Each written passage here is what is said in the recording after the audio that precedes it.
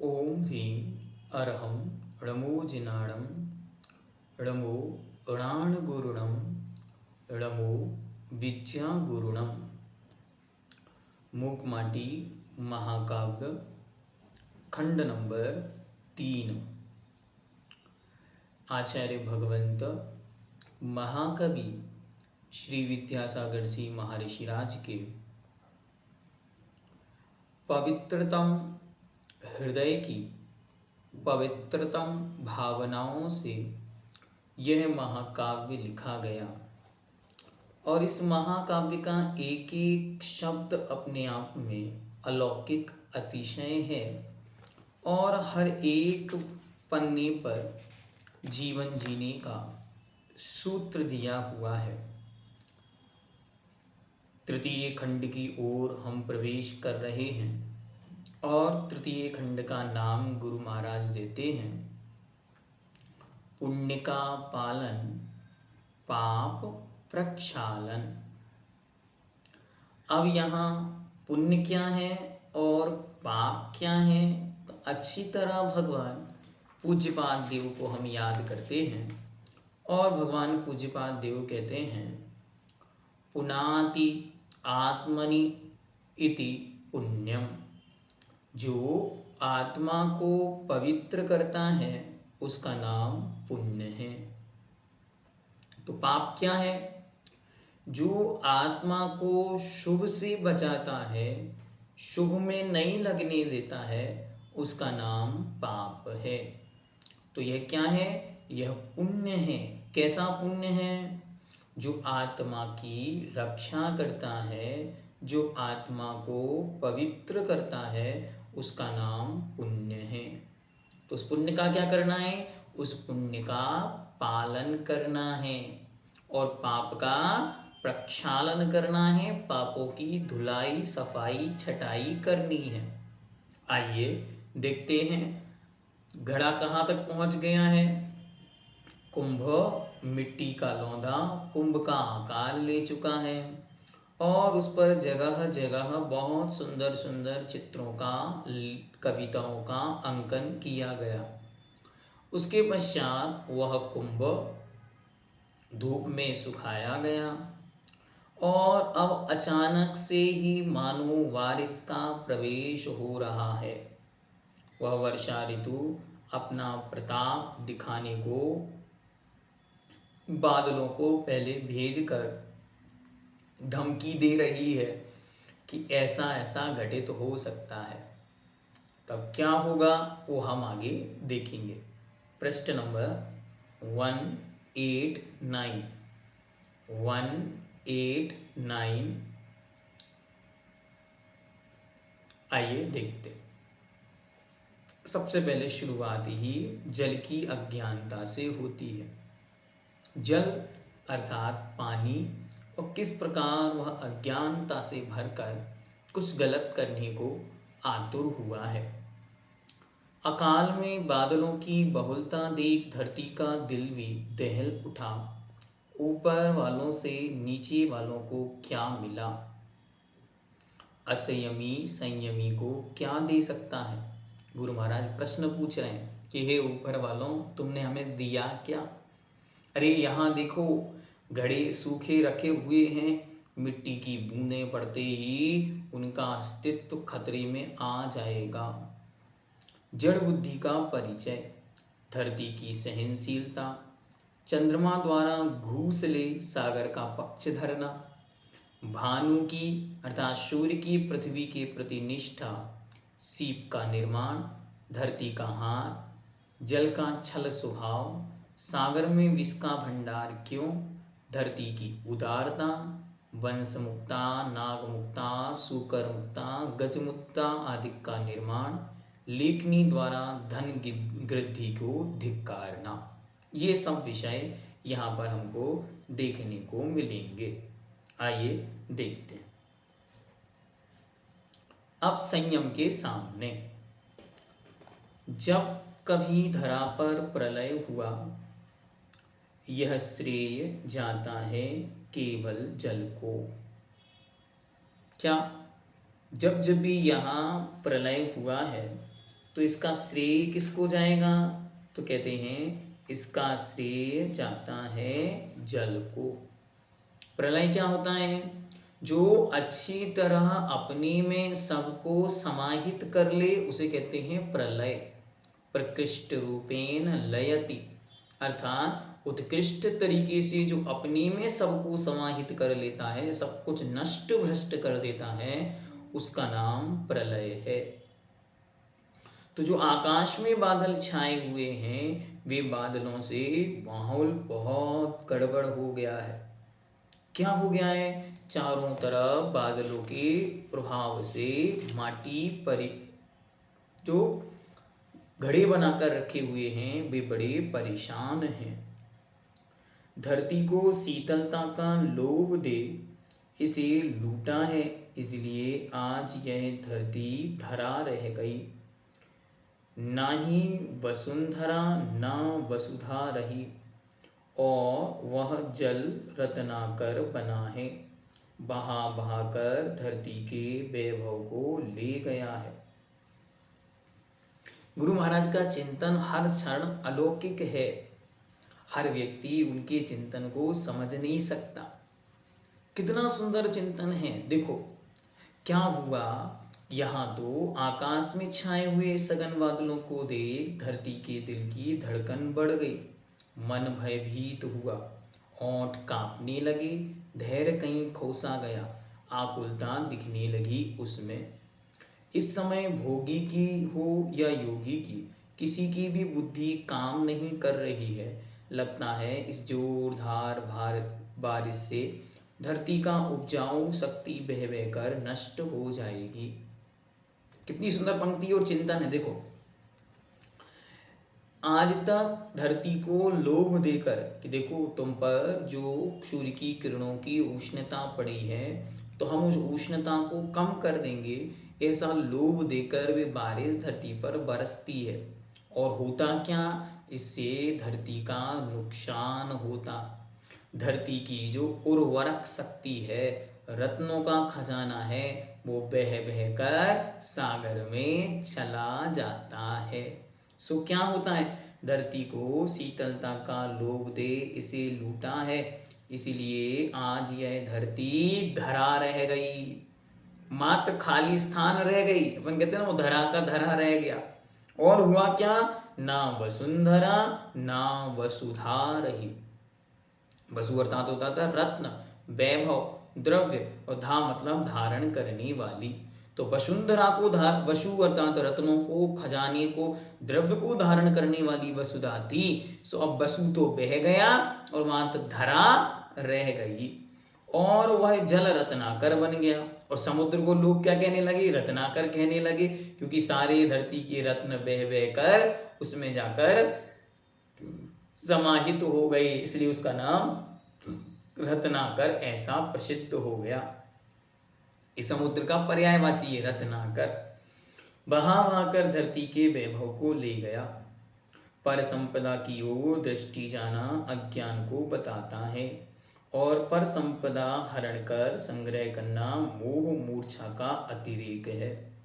वह अति निम्न कोटि का कर्म है, स्वपर को सताना है, नीच नरकों में जहाँ जीवन बिताना है।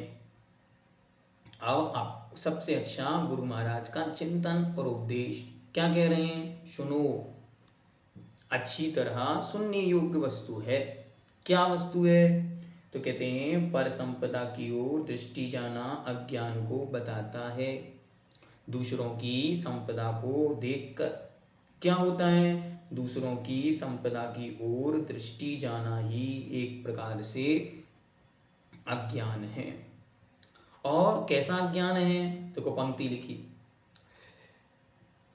परदारेषु मातृवत परदारेषु मातृवत परद्रव्येषु लोष्टवत आत्मवत सर्वभूतेषु यह जानाति स पंडितः।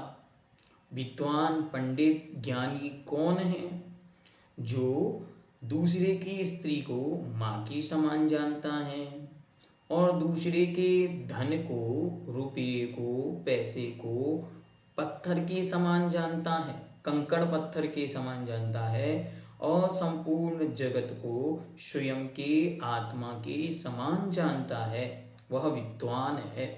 तो जो दूसरे की संपत्ति पर अपनी दृष्टि लगाए बैठा है और दूसरे की संपत्ति को हड़पना चाहता है, दूसरे की संपत्ति पर अधिकार जमाना चाहता है, तो गुरु महाराज कह रहे हैं अभी वह अज्ञानी है। उसे अच्छी तरह अभी समझ नहीं आया कि वह क्या कर रहा है, अर्थात वह गलत कर रहा है। और पर संपदा हरण कर संग्रह करना मोह मूर्छा का अतिरेक है। और दूसरों की संपदा को अपने पास इकट्ठा करके रखना ये तो मूर्छा का अतिरेक है, मोह की, अज्ञानता की बहुत भारी दशा है। यह अति निम्न कोटि का कर्म है, स्वपर को सताना है, इससे दोनों को सताना है। क्यों? यहाँ तो आपने जिसका धन हरण किया वो दुखी होगा, लेकिन जब इस कर्म से आपके जो आश्रव आदि होगा, बंद कर्मों का होगा, तो नीच नरकों में जा जीवन बिताना है, तो ये स्वपर कष्टकारी हो गया। यहाँ वर्तमान में तो जिसका धन हरण किया, तो आचार्य पद्मनंदी देव लिखते हैं कि यह धन क्या है? धन तो मानव का 11वां प्राण है, इसके बिना वो जी नहीं सकता। तो आपने क्या किया? उसका प्राण ही मानो हरण कर लिया। और जब किसी का प्राण हरण हो जाए तो क्या होगा? मृत्युवत कष्ट होगा। इसलिए किसी की द्रव्य की सामग्री का यदि हरण किया तो अमृतचंद देव के शब्दों में वह नियम से हत्या का दोष प्राप्त हुआ, यह भी हिंसा है। इसलिए दूसरे की संपत्ति पर बुरी दृष्टि नहीं करना। किसको समझा रहे हैं? बादलों को। अरे बादलों क्या कर रहे हो? हे सागर क्या कर रहे हो? दूसरों के संपदा को बहाकर सागर में पहुंचा रहे हो। इस निंद कर्म करके जलधि ने जड़धि का बुद्धिहीनता का परिचय दिया है, अपने नाम को सार्थक बनाया है। अच्छी तरह महाराज पर्यायवाची शब्द दे रहे हैं। आज का आपका होमवर्क, आपको लिखना है समुद्र के पर्यायवाची शब्द कौन कौन से हैं। देखो अभी एक शब्द आया था रत्नाकर, दूसरा शब्द है जलधि। जलधि, जलधि, जल मतलब पानी, धी मतलब धारण करना, तो जो जल को धारण करता है वो जलधि। तो क्या कहते हैं? जलधि अर्थात जल को धारण करने वाला। बुद्धिहीनता का परिचय दिया है। इस निंद कर्म करके अर्थात धरती के वैभव को अपने में संग्रहित करके इस समुद्र ने, जलधि ने, जड़धि अर्थात अज्ञान बुद्धि का, बुद्धिहीनता का परिचय दिया है और परिचय देकर अपनी नाम को सार्थक बनाया है। जलधि और जड़धि। जलधि मतलब पानी को धारण करने वाला, और जड़धि, जड़ मतलब अज्ञान, धी मतलब बुद्धि, तो अज्ञान बुद्धि का परिचय दिया है। और क्या किया है? तो आगे कहते हैं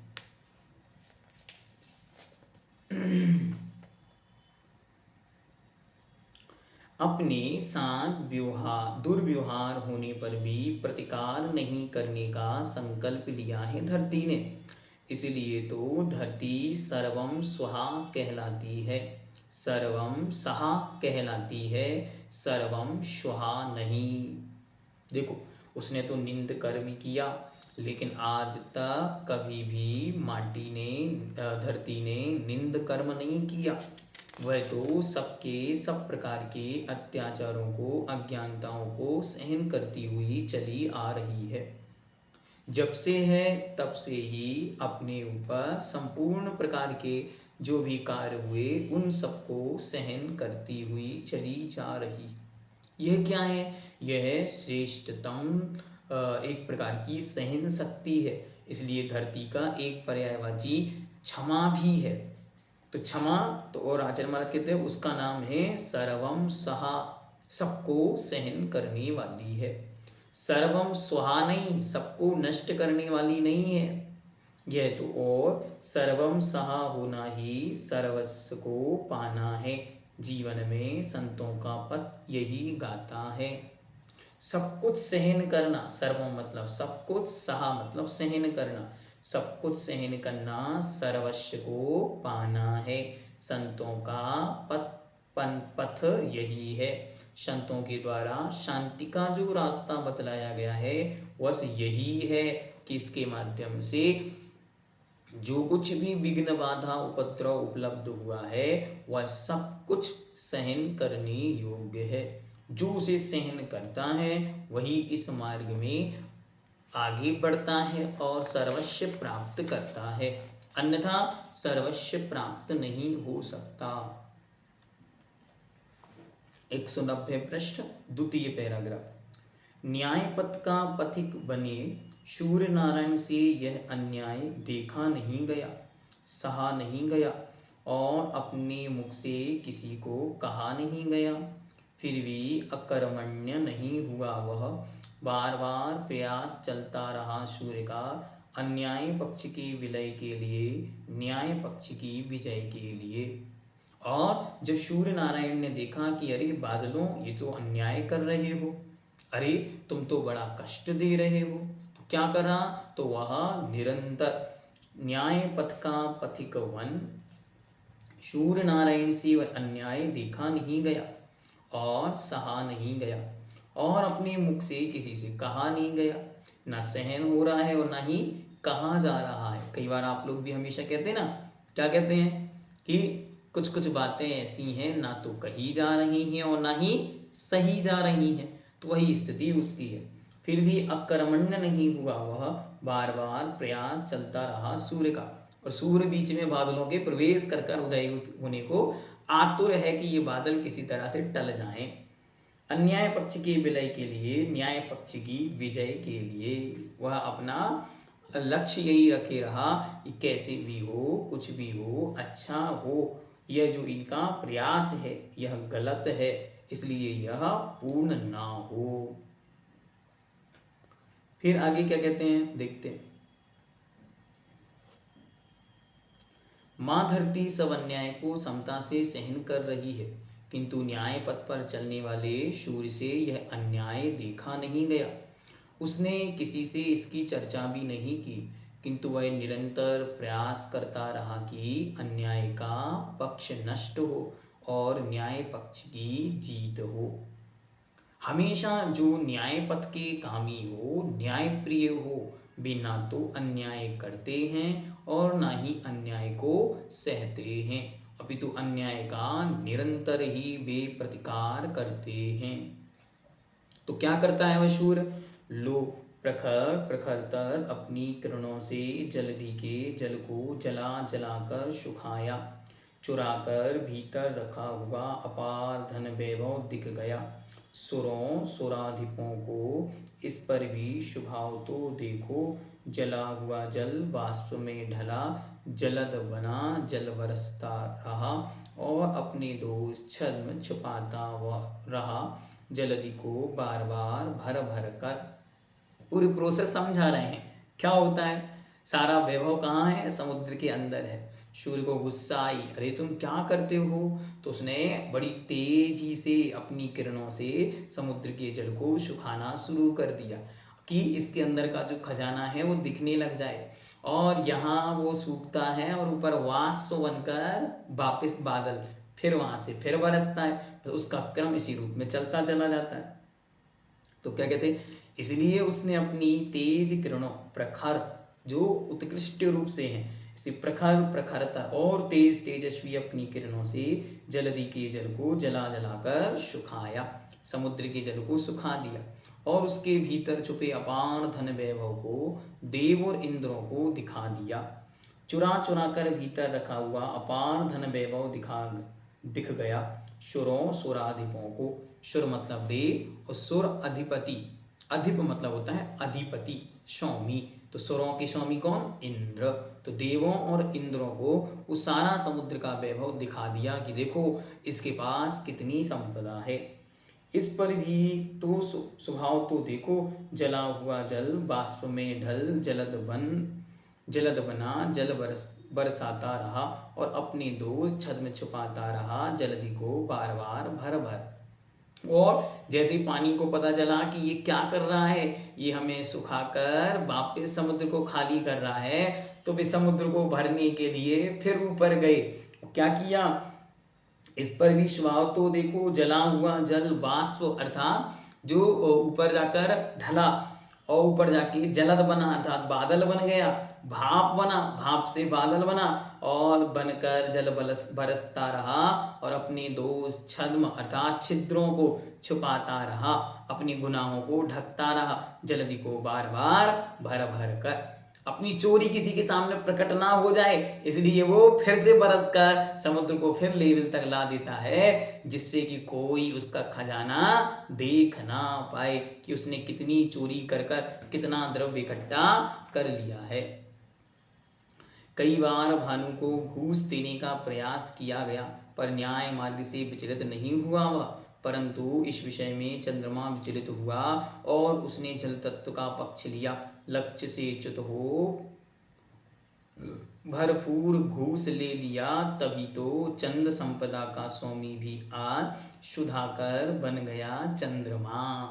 और क्या हुआ, सूर्य ने पक्ष नहीं लिया सागर का। सूर्य ने कहा देखो तुम गड़बड़ कर रहे हो, वसुधा का सारा धन तुम अपने पास संग्रहित कर रहे हो, इसलिए तुम चोरी करने से पापी हुए, इसलिए हम तुम्हारा साथ नहीं देंगे। लेकिन चंद्रमा ने उसका साथ दिया। और चंद्रमा क्या करता था, जब चंद्रमा आता है तब समुद्र बढ़ता चला जाता है। देखा आपने, हाँ, मुंबई का कोई है उसको अच्छी तरह बोध होगा, जहाँ समुद्र के तट पर जो लोग रहते हैं उनको बोध है कि जैसे ही चंद्रमा प्रखरता को प्राप्त होता है, पूर्णिमा अधिक होती है, तो समुद्र का पानी विस्तार को प्राप्त हो जाता है। ये विस्तार कहाँ से आया, तो गुरु महाराज कह रहे हैं हाँ, ये चंद्रमा, ये प्रकाश, ये सब कुछ क्यों, क्योंकि चंद्रमा ने घूस ले ली है, रिश्वत खा ली है। हाँ, रिश्वत ले ली है, इसलिए तो ये सागर का पक्ष रख रहा है, इसलिए इसका पानी चंद्रमा को देखकर बढ़ रहा है। पानी बढ़ेगा तो वैभव ढका रहेगा, किसी को भी वैभव दिखाई नहीं देगा। कई बार भानु को घूस देने का प्रयास किया गया पर न्याय मार्ग से विचलित नहीं हुआ वह। सूर्य को कई बार समझाया, मान जाओ तो हमारे रहस्य मत खोलो, लेकिन वह मानने को तैयार नहीं हुआ। और जब वह तैयार नहीं हुआ तो क्या, लगता है इसी निरीह वृत्ति सत्यनिष्ठा के कारण ही लौकिकता में नारायण यानी भगवत पद को प्राप्त हो पूजा जाता है, इसलिए उसको सूर्य नारायण ऐसा शब्द दिया जाता है। किंतु परंतु इस विषय में चंद्रमा विचलित हुआ, अर्थात वह अपने पद से च्युत हो गया और भ्रष्ट हो गया, घूस को ग्रहण कर लिया और उसने जल तत्व का पक्ष लिया। लक्ष्य से च्युत हो भरपूर घूस ले लिया और उसने घूस को ग्रहण कर लिया, तभी तो चंद्र संपदा का स्वामी भी आज सुधाकर बन गया चंद्रमा। चंद संपदा अर्थात थोड़ी सी संपदा का स्वामी होकर भी उसको सुधाकर अर्थात अमृत को करने वाले लोग कहने लगे। धरती की सारी वसुधा एकत्रित कर वह चंद्रमा को दे देता है और इधर चंद्रमा स्वयं, समुद्र स्वयं खारा ही रहता है। ये देखो क्या विचित्रता है, ऊपर वह सुधाकर अमृत को बरसाने वाला चंद्रमा कहलाता है और नीचे ये समुद्र खारा का खारा आज तक बना हुआ है। वसुधा की सारी सुधा अर्थात संपदा अमृत सागर में जा एकत्रित होती, फिर प्रेषित होती ऊपर और उस सुधा का सेवन करता सुधाकर सागर नहीं। सुनो, घूस का माल लेता तो है लेकिन उसे ग्रहण नहीं कर पाता, तो क्या होता है, सारा का सारा घूस के रूप में चंद्रमा को दे देता है। तो चंद्रमा अमृत कहलाता है, अमृत की वर्षा करने वाला कहलाता है, सौम्य बन जाता है, शांत दिखता है और समुद्र खारा का खारा रहता है।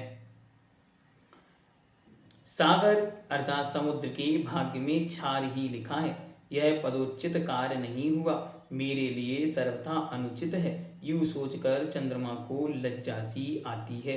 उज्ज्वल भाल कलंकित हुआ उसका, अन्यथा दिन में क्यों नहीं। क्यों नहीं, रात्रि में क्यों निकलता है घर से। सुनो, हाँ, गुरु महाराज कह रहे चंद्रमा को जब लगा कि देखो लोक में हमारी निंदा होने लगी, सब लोग कहते हैं तुमने घूस ली है। किससे घूस ली है? तुमने समुद्र से घूस लेकर सारे धन की रक्षा करने के लिए सहायता प्रदान की है। तो उसे लगा ये तो बड़ा गड़बड़ काम हो गया, तो अब उसे लज्जा आ रही है, अपना चेहरा कलंकित महसूस हो रहा है, इसलिए वह दिन में घर से नहीं निकलता। गुरु महाराज पूछ रहे हैं क्वेश्चन मार्ग में, रात्रि में क्यों निकलता है घर से बाहर? अर्थात दिन में उसे भय लगता है कि कोई क्या कहेगा, मैंने तो गड़बड़ कर दी, घूस ले ली। वह भी चोर के समान सशंक, छोटा सा मुख छिपाता हुआ अपना, और धरती से बहुत दूर क्यों रहता है, जबकि भानु धरती के निकट से प्रवास करता है अपना। चंद्रमा इतनी दूर क्यों गया? क्योंकि उस चंद्रमा को आज भी डर है कि कोई मुझे कुछ कह ना दे, इसलिए वह बहुत दूर जाकर छिप गया। उसे लज्जा आ रही है कि मैंने क्या गड़बड़ कर दिया। और सूर्य को कोई डर नहीं, क्योंकि सूर्य ने हमेशा सत्य का साथ दिया। आगे क्या कहते हैं? खेद है चंद्रमा का ही अनुसरण करती हैं ताराएं भी। इधर सागर की भी यही स्थिति है, चंद्रमा को देखकर उमड़ता है और सूर्य को देखकर उबलता है। देखो, चोर चोर मौसेरे भाई, वो भी चोर ये भी चोर। तो क्या होता है, जैसे ही चंद्रमा को देखता है तो समुद्र चंद्रमा से मिलने के लिए जैसे ऊपर भाग रहा हो, है ना, तो वो उसकी लहरें बढ़ जाती हैं, हाई टाइड आती हैं, और जब सूर्य आता है तो सबका सब पानी उबलने लगता है। यह कटु सत्य है कि अर्थ की आंखें परमार्थ को देख नहीं सकती, अर्थ की लिप्सा ने बड़ों बड़ों को निर्लज्ज बनाया है। क्या कह रहे हैं गुरु महाराज? कि धन की आंखें कभी परमार्थ को नहीं देख सकते, उनको वीतरागता नहीं दिख सकती, उन्हें सत्य नहीं दिख सकता। हाँ, यही सत्य है कि असत्य की आंखों से सत्य दिखाई नहीं देता। जिनकी आंखों में सदा धन ही धन दिखता है, उन्हें कभी परमार्थ अर्थात सर्वोत्कृष्ट प्रयोजन रूप आत्म तत्व और धर्म का दर्शन नहीं हो सकता।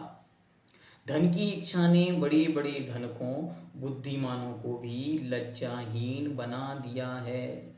सबकी लज्जा यूं मानो बिक गई है, और उन्हें अब लाज शर्म भी दिखाई नहीं देती, लाज शर्म भी नहीं आती कि हमने ये क्या गड़बड़ किया। हाँ, रिश्वत ले लेकर अपना कार्य करते हैं और अपने कार्य को तद्रूप ही समझते। वीतराग भगवान के पास जाकर भी धन की मांग इसी का परिणाम है। भगवान वीतरागी के चरणों में गए हैं और यही नहीं देख रहे हैं कि हम किससे क्या मांग रहे हैं। अरे, जिनके पास खुद 1 रुपया धेला नहीं, उनसे पैसा क्यों मांगते हो? जिनके पास खुद घर मकान बंगले गाड़ी विमान देवों की संपत्ति नहीं, उनसे क्यों मांगते हो? पहले विचार तो करो, जब उनके पास स्वयं नहीं तब वो देंगे कैसे? सुबह उसके दाता बनेंगे कैसे? इसीलिए जो निर्लज्ज बनकर, कितनी सुंदर पंक्ति किसी ने लिखी कि देखो तो मंदिरों की स्थिति क्या है, एक मंदिर के बाहर बैठकर मांगता है और एक मंदिर के अंदर, दोनों की स्थिति क्या है? हाँ, यही स्थिति है कि गरीब आदमी मंदिर के बाहर मांगता है और अमीर आदमी मंदिर के भीतर कि मुझे इस चीज की प्राप्ति हो। नहीं, वहां अच्छी तरह हमको विवेक रखना है कि वीतराग सर्वगृहंत महाप्रभु परम वीतरागी हैं, लेना देना कोई उनका कार्य नहीं। और मुझे निज स्वभाव का बोध होना चाहिए कि मैं स्वयं भी ना कुछ लेने वाला हूँ और ना ही कुछ देने वाला हूँ। ना मैं देने वाला ना मैं लेने वाला, तो फिर कैसे होगा? क्यों? क्योंकि वस्तु का स्वभाव है एक द्रव्य दूसरे द्रव्य को कुछ लेना देना नहीं कर सकता। तो फिर मैं क्यों मांग रहा हूं? इसलिए भगवान से मांगना नहीं, अन्यथा वह निर्लज्जता की कैटेगरी में आएगा, घूस की कैटेगरी में आएगा। इसलिए आचार्य महाराज अच्छी तरह आपको अपने सामने ये पंक्तियां रखते हैं कि अर्थ की आंखें परमार्थ को देख नहीं सकती। अर्थ की आंखें जिनको रुपया पैसा है वो कभी सत्य की बात कर नहीं सकते। सत्य की बात करनी है, सत्य की बात सुननी है तो सत्य निष्ठा विकसित करनी होगी। ओम सिद्धम।